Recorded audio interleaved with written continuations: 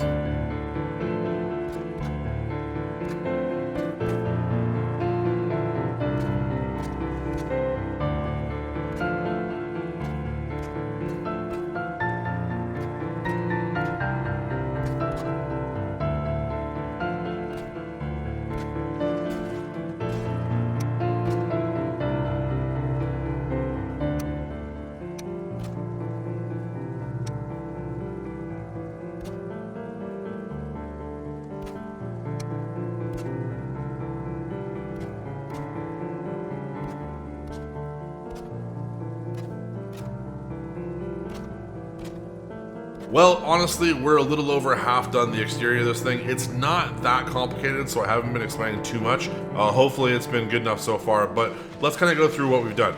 So here, I'm leaving this all open because we're gonna do a bunch of things later to like move the walls in and out. I wanna put some holes and stuff and break this up a bit. Like as you can see way up top here, there's this piece missing. We're gonna do stuff like this where this one here doesn't fit very well. So instead of making it fit, we're gonna leave this open because this is gonna be like a rundown building, right? It's gonna have a hole in the roof there. So as we come down here though, one of the things that I've done is anywhere that we had to have a support pole of any kind, make sure you break the floor, support it to the ground. That way we don't have to worry about supports going to the roof. And if you have to add any, like these ones in the wall here, if you need to add them, break the floor, go down, no big deal. These ones here, I added the wood iron poles just to make sure we have lots of support and go up as high as we need. And then what we'll do after is we'll come in through here and you take the core wood, you can just snap these and you can cover it and it'll be perfectly fine. You'll never have to worry about seeing the ugliness of the other ones, and they are pretty easy to just to hide. So from here, this piece in the back is going to kind of extend all the way, probably not all the way, but a little bit more this way.